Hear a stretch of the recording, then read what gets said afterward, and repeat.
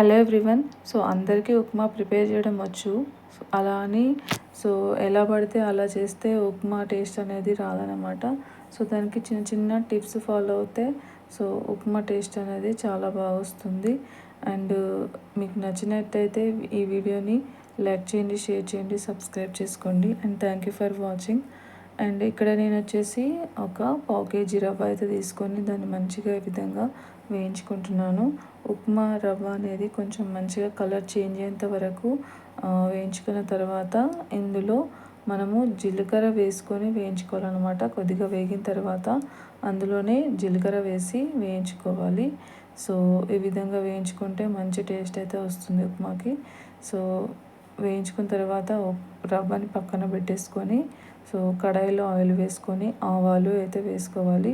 So ఆవాలు కూడా ఉప్మాకి మంచి టేస్ట్ని అయితే ఇస్తాయి. సో ఆల్రెడీ జీలకర్ర అందులో వేసుకున్నాం కాబట్టి ఇక్కడ జీలకర్ర అయితే వేయకూడదు. సో ముందుగా ఆవాలు అయితే వేసుకోవాలి. అదేవిధంగా ఇందులోనే మనము సన్నగా తరిగిన ఉల్లిపాయ ముక్కల్ని అయితే వేసుకోవాలి. సో ఇందులోనే మళ్ళీ పచ్చిమిర్చి ముక్కలని కూడా వేసుకోవాలి. ఈ విధంగా సన్నగా తరిగి వేసుకోవాలి. సన్నగా తరిగి వేసుకోవడం వల్ల మంచి టేస్ట్ అయితే వస్తుంది.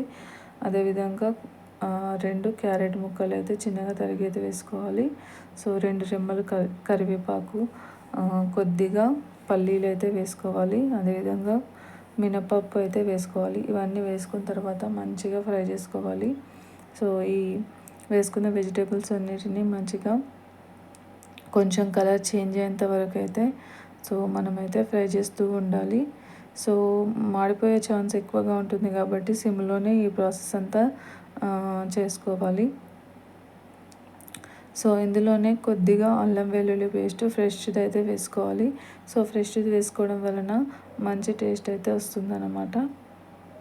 సో అల్లం వెల్లుల్లి పేస్ట్ వేసుకున్న తర్వాత ఇవన్నీ కొంచెం మెత్తగా అయ్యాయి. సో అప్పుడే మనము వాటర్ అయితే వేసుకోవాలి. సో నేను 1 గ్లాస్ రవ్వ తీసుకున్నాను కాబట్టి 2 గ్లాసుల వాటర్ అయితే వేసుకున్నాను. సో వాటర్ వేసుకున్న తర్వాత ఈ విధంగా మంచిగా కొద్దిగా నెయ్యి అయితే వేసుకోవాలన్నమాట. ఇంతకుముందుకు వేసింది అదే, కొద్దిగా నెయ్యి వేసుకొని రవ్వలోనే మనమైతే సాల్ట్ అయితే కలిపేసుకోవాలన్నమాట. సో ఈ 3 టిప్పుని పాటిస్తే మాత్రం ఉప్మా అయితే మంచి టేస్ట్ అయితే వస్తుంది. సో ఈ రవ్వని మనం వేడి చేసుకున్న వాటర్లో అయితే వేసేసుకొని మంచిగా కలిపేసుకోవాలన్నమాట. చూడండి ఈ విధంగా మంచిగా కలిపేసుకోవాలి. కలిపేసుకున్న తర్వాత కొద్దిగా సిమ్లో పెట్టుకొని ఉడకనివ్వాలన్నమాట. అంతే. సో జీలకర్ర, నెయ్యి, రవ్వలోనే ఉప్పు వేసుకొని వేయడం వలన ఈ 3 టిప్స్ పాటిస్తే ఉప్మా టేస్ట్ అనేది చాలా బాగా వస్తుంది. ఈసారి ఈ విధంగా అయితే ట్రై చేసి చూడండి. దీన్ని చట్నీతో కానీ ఇంకా రకరకాల వెజిటేబుల్స్తో కానీ పప్పుతో కానీ ఎలా అయినా తినొచ్చు అనమాట. సో ఇక్కడైతే నేను పల్లి చట్నీ అయితే ప్రిపేర్ చేశాను. సో పల్లి చట్నీ అండ్ ఉప్మా కాంబినేషన్ చాలా బాగుంటుంది.